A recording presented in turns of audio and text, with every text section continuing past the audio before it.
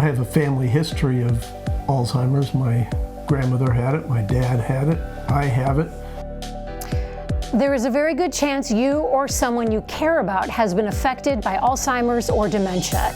Today, we talk to the researchers who've dedicated their lives and their work to finding a cure. And we check in with one couple navigating Alzheimer's disease and learn where they're finding hope for the future.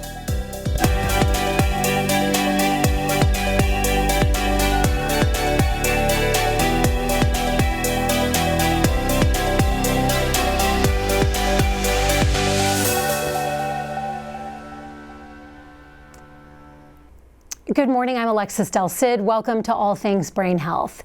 Caring for someone in cognitive decline can be a delicate dance. You want to respect your loved one's wishes and your feelings. You also need to keep them safe. It requires an abundance, a deep understanding of the diagnosis, energy, and time. The couple you're about to meet is on that journey right now. Here's Angie Racono. I'm not sure I want you walking around the neighborhood unless you have your phone with you and I can keep track of where you're going. I know where I am. May not be able to tell you, but I'll know. Brian Janes is 64. He's been diagnosed with mild cognitive impairment and recently Alzheimer's. I have a family history of Alzheimer's. My grandmother had it, my dad had it, I have it. And I guess if there's something we can learn that would help somebody down the road, that's worth a lot to me. Brian's diagnosis is currently based off of his symptoms, which have worsened over time. About a year ago, it was my mom's 90th birthday, and we had a lot of family here, and great time, and I was talking about it the next day, and he said, was I there? It's like, yes, but he didn't remember. Brian plans to take a newer blood test that detects elevated levels of proteins that characterize Alzheimer's disease. Here's why an accurate diagnosis is important. Alzheimer's is a brain disease making up 60 to 80% of dementia cases, meaning the rest is something else. A confirmed diagnosis can lead to a more appropriate treatment and understanding for families. The frustration is big because he knows he can't remember, and he knows he used to be able to. Yeah, remembering that I can't remember things is annoying. Brian paints and keeps active. He works with specialists at the University of Kansas Alzheimer's Disease Research Center. Well, I like trains. I know. His family knows there are many aspects of Alzheimer's that remain a mystery. There are just those moments where nothing's there. A blood test will be one piece of information. There's still so much they don't know about Alzheimer's, and any information we can get about his disease, it will be better because they're coming up with so many new things right now, different treatments, and so just getting a little more information.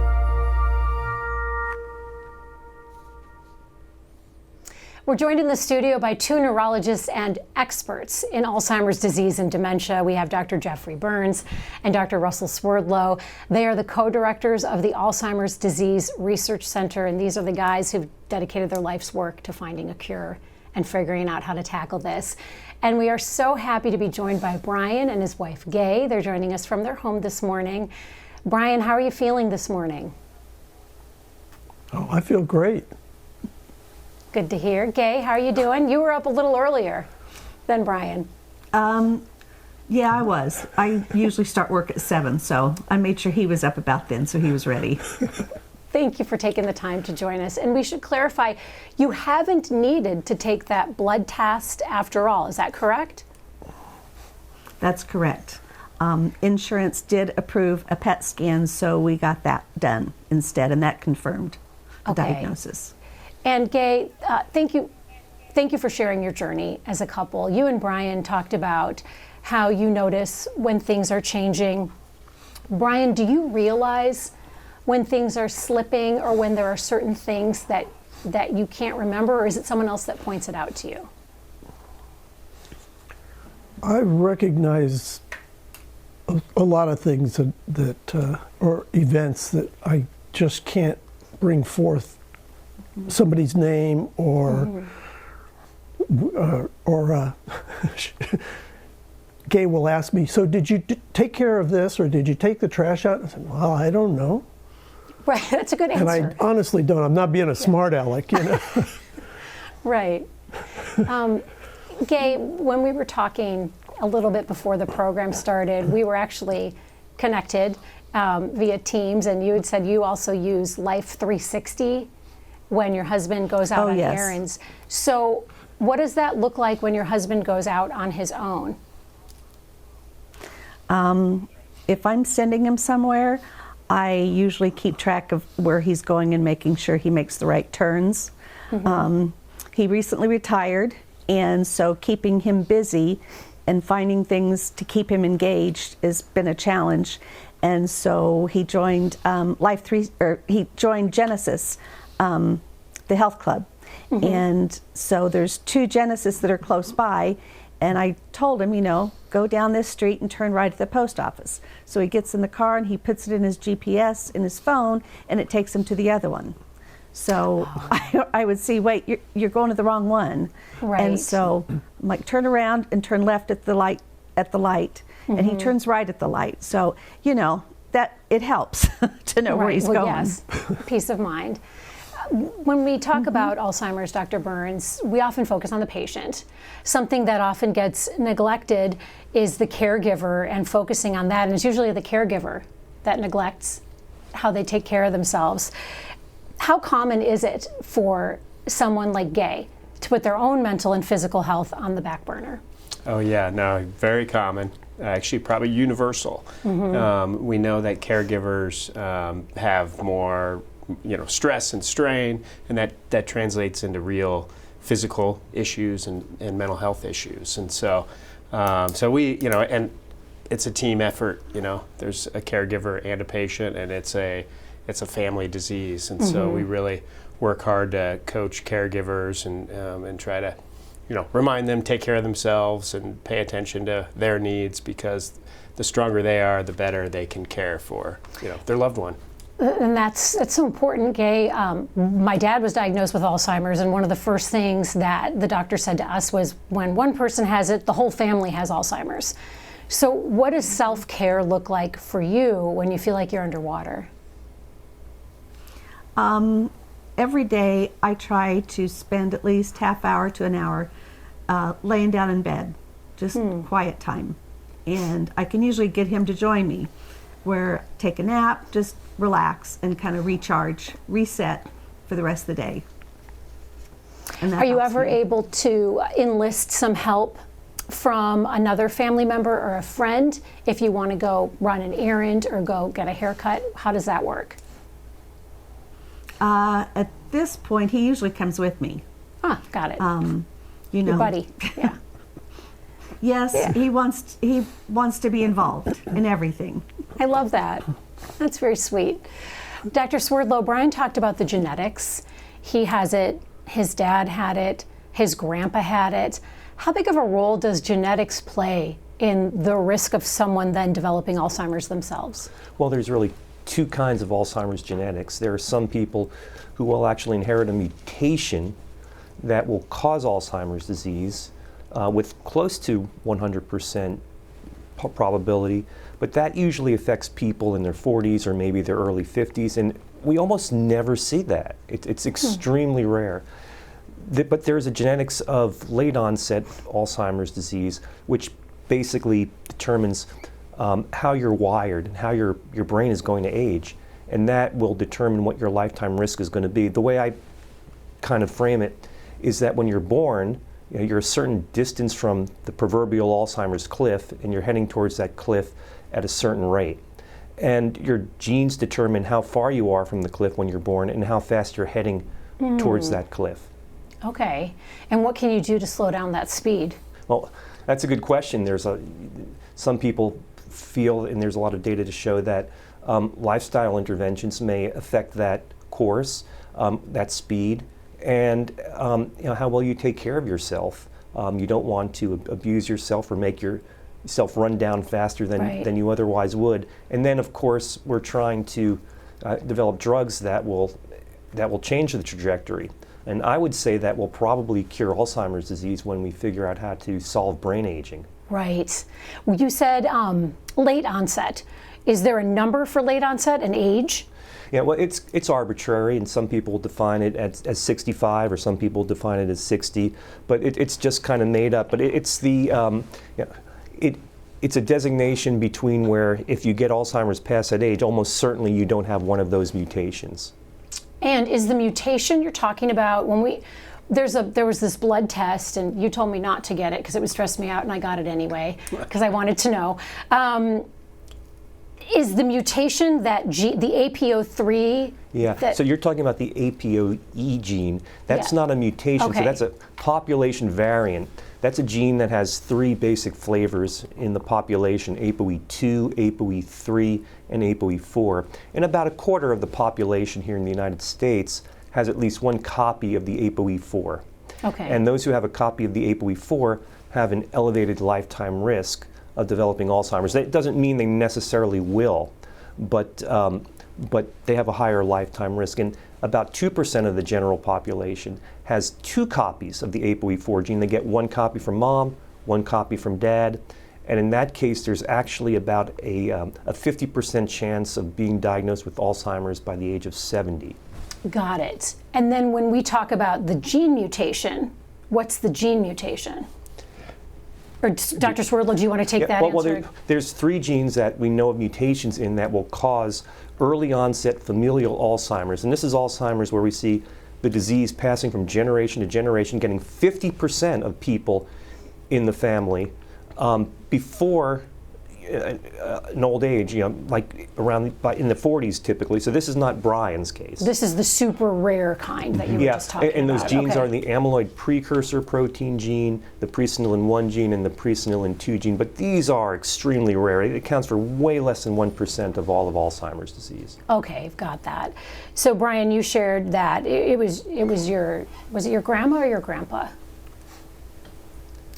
My grandmother. Your grandmother had it, and your dad had it. Yes. Do you have any memories Yes. of when your dad or your grandmother were diagnosed? I can't tell you the dates now, but I know that my dad lives in town, and we started kind of noticing that, because he knew the name of every place he'd ever been, and he could tell you how to go someplace. And I'd call him up when I was in high school and say, "Hey, Dad, I'm not sure where to go." And I said, "Look up and tell me what you see." And from the surroundings, he'd say, "Okay, go turn left and then go 2 miles and come back." So it's odd how it's different things. Yeah. Right. He came over one time, and on his way back, he got lost like half a mile from here. He didn't Your know where he father-in-law was. did. Yeah. Yes. And this is yeah. At that point, it's like, okay, this is getting scary. You need to stop driving and get a diagnosis. Because this was a guy that was almost like had a built-in compass in his, in Yes. his brain Kind of that like went this away. one. Right. Just like Brian. Dr. Burns, Brian's Yes. diagnosis. Oh, go on. Sorry, Gay. No.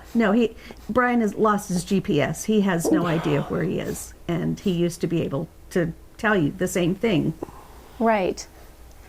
That's how we started to notice with my dad as well. He would just get lost going places, and my dad never got lost. So Brian's diagnosis, Dr. Burns, was based mainly on his symptoms.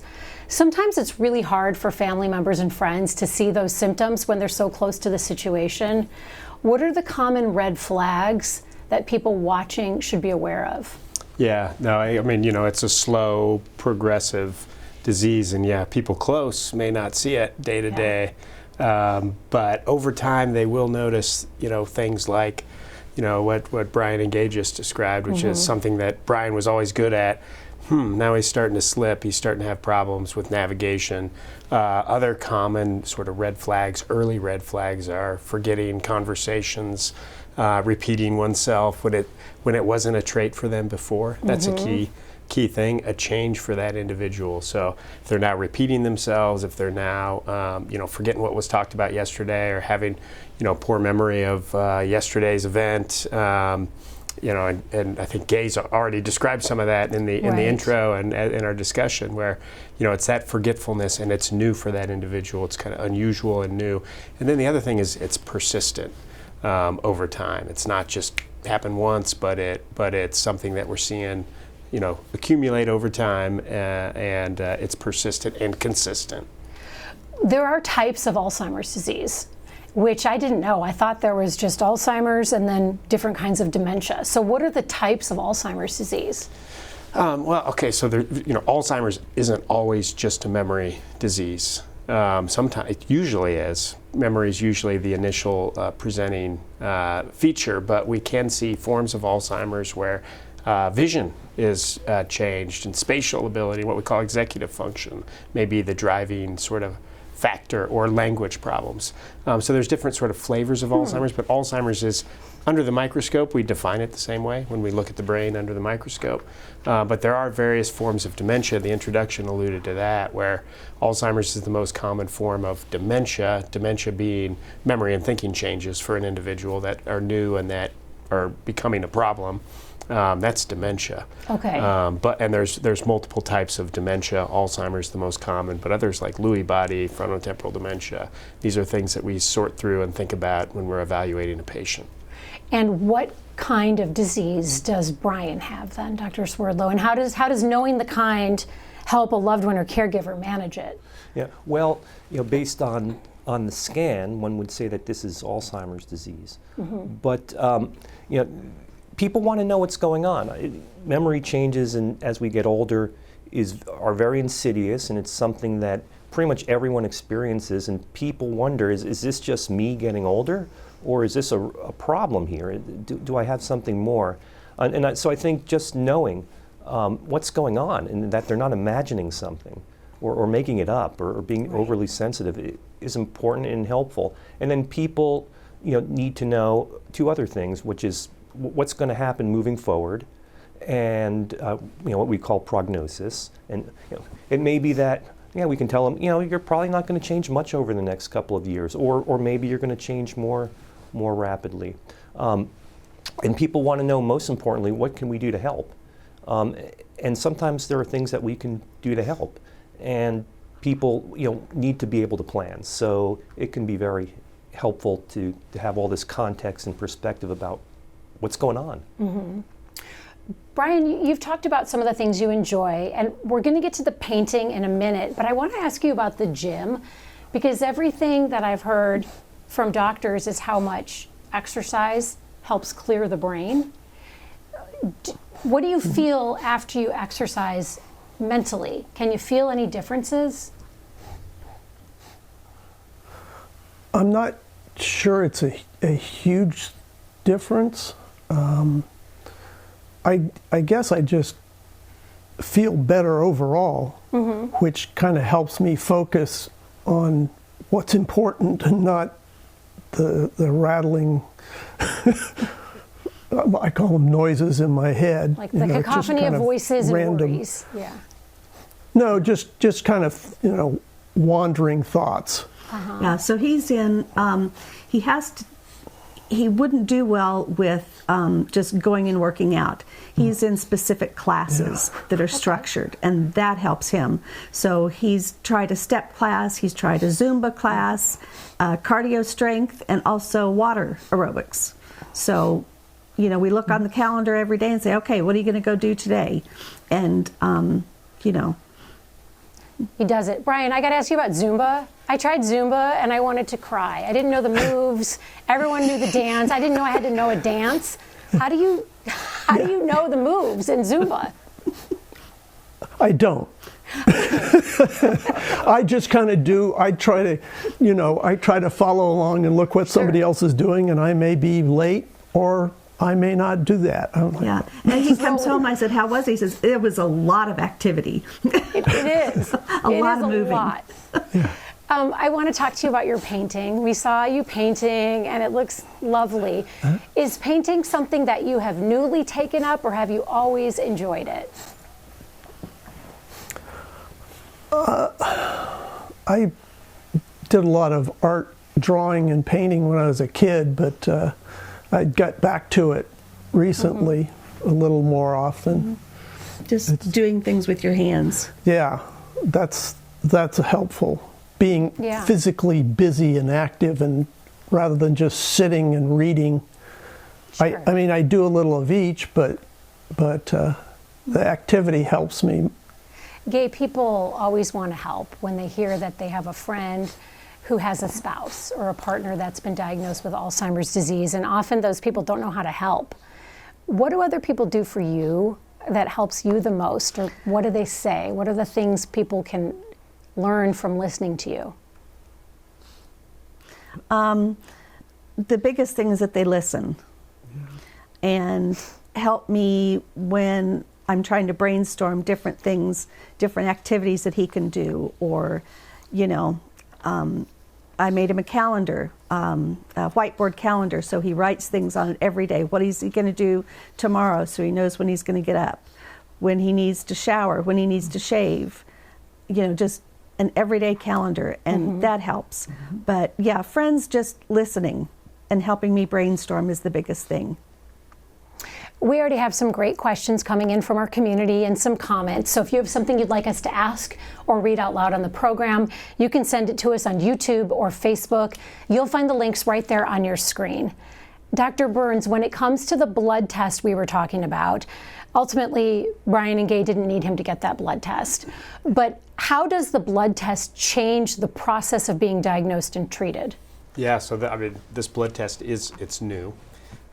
We rolled it out, 8 months ago across our health system, and it's starting to be used more and more. We use it in the memory clinic a lot now, pretty much on every patient. And so what it does is, the introduction talked about how Brian was diagnosed based on symptoms alone, and really, for as long as I've been practicing, that's how we did it. It's, talk to the patient and the family and understand what's changed.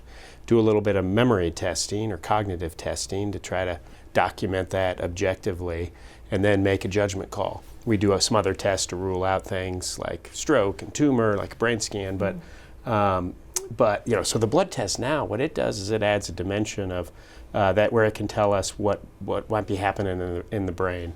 And specifically, the blood test tells us the likelihood that someone has amyloid in the brain.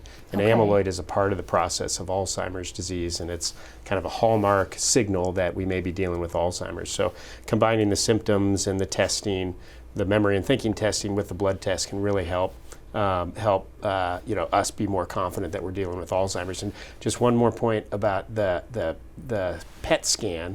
The amyloid PET scan is the gold standard and the best way to understand if amyloid is in the brain. That's what Gay brought up earlier, that Brian had an amyloid PET scan. That's the gold standard. That is, the confirmation that he has amyloid. The blood test is a kind of a shortcut to that. Got it. And it's not quite as good, but it's very good. And the blood test was being considered because Brian and Gay didn't know if insurance was going to cover that PET scan. Dr. Swerdlow, when you look at, we've got the blood test, and we have the PET scan, and we have the test for the APOE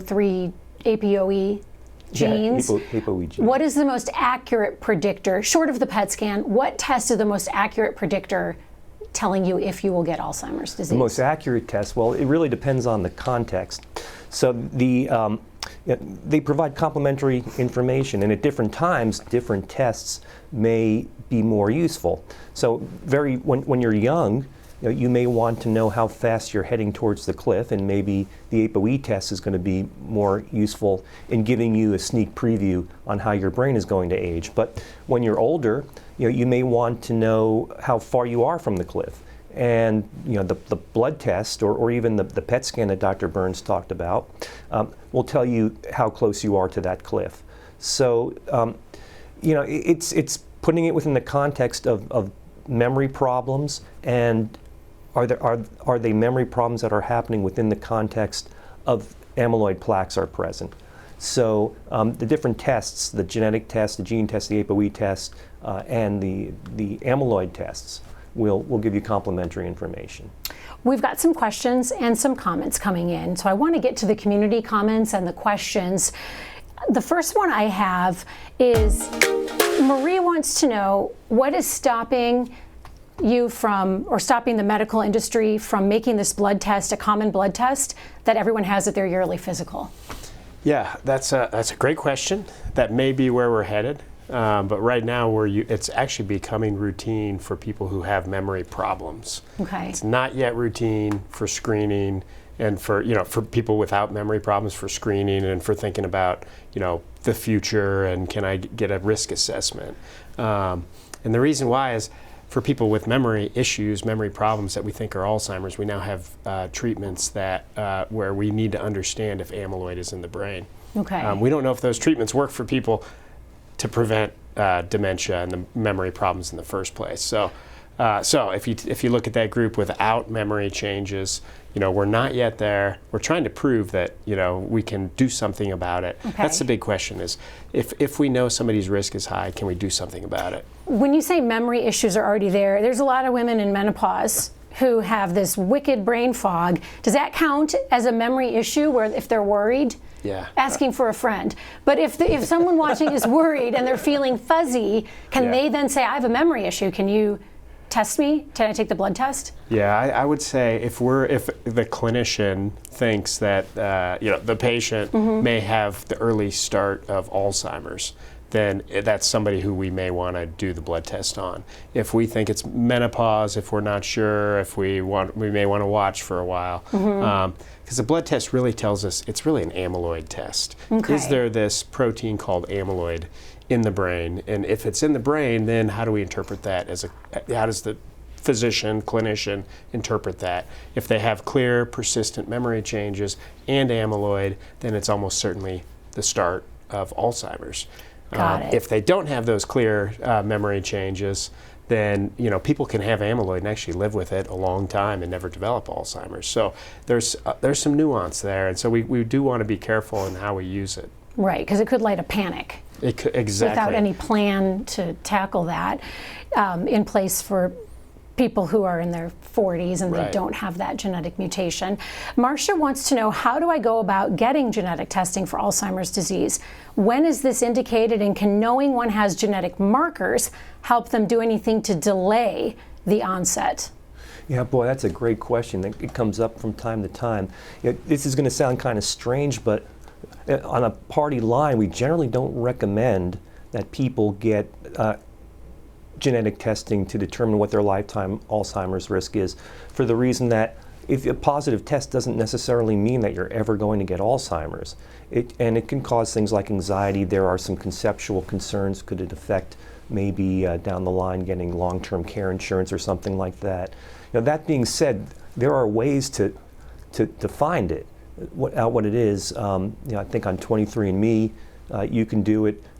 I've had people that have absolutely worked to convince me that, look, I really want to know this, and if they understand the pros and cons, and I can facilitate that, I'll do it. But it's a complex issue, and some people want to know, and some people don't want to know. Right. And then one comment from Denise. She just wants to thank us for this discussion and says it's on target.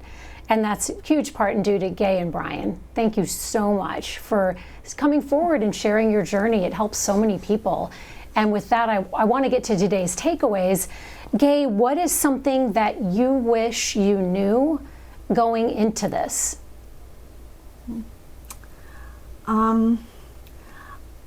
I think I didn't know how much patience it was going to take, and it's a marathon. It's not a sprint. It's going to take a long time. The changes are slow, and there may be no changes for 6 months. So yeah, it's a marathon. Brian, what would you like viewers to know about living with Alzheimer's?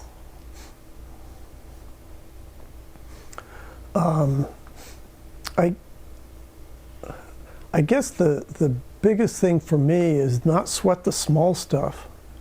Just if I don't remember something, so what? Somebody can remind me, or I can go look it up, or find out more. and just keep moving. It's great You know, if I advice. sit and worry about forgetting, I'm going to forget why I'm doing something about it. Right. Dr. Swerdlow, what excites you most about Alzheimer's disease What research? excites me most? Yeah. Really, it's the research that's going on right here at the KU Alzheimer's Disease Research Center, where we're studying how energy metabolism contributes to Alzheimer's disease and its role and its potential targeting as a treatment option. And I think that this line of research is really going to help us understand why memory problems develop in Alzheimer's disease, and it will help explain the myriad things that go on in the brain of someone with Alzheimer's disease, and it's going to help bring us to newer and better treatments. So then the $1,000,000 question, if you had a crystal ball, Dr. Burns, how close are you to finding a cure? Yeah, that's the big question. Yeah. I think we will find a cure. Like in our lifetime? I sure hope so. And part of it depends on how quick Russ can work. He's figuring it out. But yeah, I think it's a matter of when, not a matter of if we're going to cure it. Okay. I think the cure will come out. It's not going to be a magic pill. It's probably going to be a combination of things that we're using to delay it indefinitely. And we're starting to make progress on that with some new drugs. I think, I guess my takeaway would be it's a really hopeful time, and this question is a hopeful question. When are we going to cure it? I think we will, but we don't know when. Right. But it's a hopeful time, and there's a lot of changes. These new blood measures, are amazingly helpful to us. The new scans, they're relatively new, and we're now using them in patients, and that's a big deal. So there's lots of change happening. We have some new drugs that can help delay it for some people. Right. And so, exciting time, and I think this is, the start on the path to a cure. And just being able to say when you find a cure, not if. Yeah. It's when. Thank you again to our guests, to Gay and Brian. Thank you for sharing your journey with us. And to our doctors, thank you for all the incredible work that you're doing to find a cure. And to our viewers, thank you for joining the conversation. Coming up tomorrow, can a thunderstorm trigger an asthma attack? Surprisingly, yes. We explain the study and the research surrounding thunderstorm asthma on Open Mics with Dr. Stites tomorrow at 8 a.m.